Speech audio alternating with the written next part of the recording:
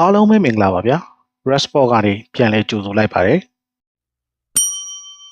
လီဗာပူးအသင်းကတော့လီဗာကူဆင်အသင်းနဲ့တဘောတူညီမှုရခဲ့ပြီး Florian Wirtz ကိုခေါ်ယူနိုင်တော့မှာပဲဖြစ်ပါတယ်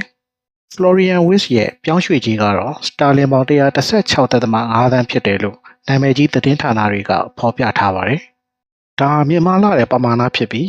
ပြည်တိန်စံချိန်တွေပြောင်းရွှေ့ခြင်း record အသစ်လည်းဖြစ်ပါတယ်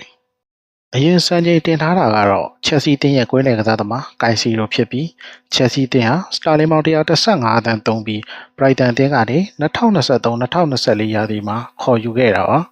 Florian Wirtz အနေနဲ့ Liverpool အသင်း၌တပတ်လောက်ကလာစားပေါင်3,900,000 ခွဲနဲ့ပေါင်2,400,000 ခွဲကြားရနိုင်ခြေရှိကြောင်းသတင်းတွေကဖော်ပြထားပါတယ် Liverpool အသင်းအနေနဲ့ဘုံမောက်အသင်းရဲ့ဘယ်နောက်ခံကစားသမား Milos Kerkez ကိုလည်းခေါ်ယူအောင်မှာဖြစ်ပြီးခမန်းပြောင်းရွှေ့ကြီးတန်ဖိုးကတော့ Sterling ပေါင်40ခန့်လို့သတင်းတွေကဖော်ပြထားပါတယ်။ Florian Wirtz နဲ့ Milos Kerkez တို့ကိုခေါ်ယူပြီးခဲ့ပါက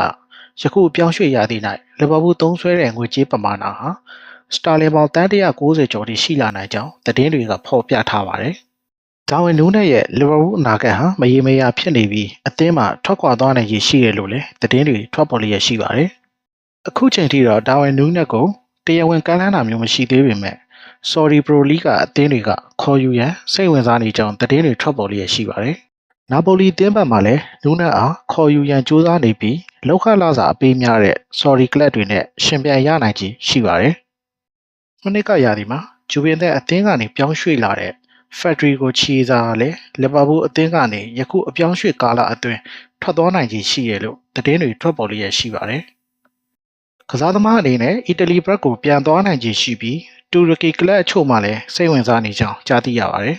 ။ဂျာမန်ကလပ်လီဗာကူဆင်အသင်းဟာလီဗာပူးအသင်းရဲ့အသက်22နှစ်အရွယ်နောက်ခံကစားသမားဂျာရက်ကွန်ဆာကိုခေါ်ယူရန်စိတ်ဝင်စားလာကြောင်းသတင်းတွေကဖော်ပြလျက်ရှိပါတယ်။လီဗာပူးအသင်းဟာတိုက်စစ်နေရာအတွက်လည်းကစားသမားအသစ်ရှာဖွေနေပြီး front back တိုက်စစ်မှုဟျူဂိုအကီတီကီနဲ့လည်းသတင်းတွေထွက်ပေါ်လျက်ရှိပါတယ်။ဟျူဂိုအကီတီကီဟာ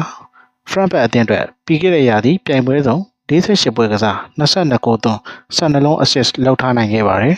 ။ front back အသင်းဘက်ကတော့ Sterling ပေါင်85သန်းခန့်အလိုရှိနေပြီးကြိုက်စည်းမရပါကစားသမားအားအသင်းမှာသာဆက်ထားမှာဖြစ်ကြောင်းသတင်းတွေကဖော်ပြလာပါတယ်။ Premier League ကလပ်အသင်းတွေဖြစ်တဲ့ Arsenal, Chelsea, Manchester United တို့မှလည်း Hugo Ekitike အားခေါ်ယူရန်စိတ်ဝင်စားနေကြောင်းကြားသိရပါတယ်။နောက်ထပ်ကြားသိရတဲ့သတင်းတွေအရတော့စပိန်ကလပ် Atletico Madrid အသင်းဟာလီဗာပူးအသင်းရဲ့ဘယ်နောက်ခံလူ Andrew Robertson ကိုခေါ်ယူရန်စိတ်ဝင်စားနေပြီးစတင်ဆွေးနွေးမှုတွေပြုလုပ်နေပြီဖြစ်ကြောင်းသိရပါတယ်။လီဗာပူးအသင်းဟာနာပိုလီတိုက်စစ်မှုပီတာအိုစီမန် PSG တိုက်စစ်ကစားသမားဘာတလီပါကိုလာတို့နဲ့လည်း rumors တွေထွက်ပေါ်လျက်ရှိပါတယ်။လီဗာပူးအားပေးသူညီကိုတွေရောဒီပြောင်းရွှေ့သတင်းတွေနဲ့ပတ်သက်ပြီးဘလို့ထင်မြင်ကြသလဲဆိုတာဝင်ရောက်ဆွေးနွေးသွားနိုင်ပါတယ်ဗျာ။ကြည့်ရှုအားပေးကြတဲ့တယောက်ချင်းစီတိုင်းကိုကျေးဇူးအထူးတင်ရှိပါတယ်ခင်ဗျာ။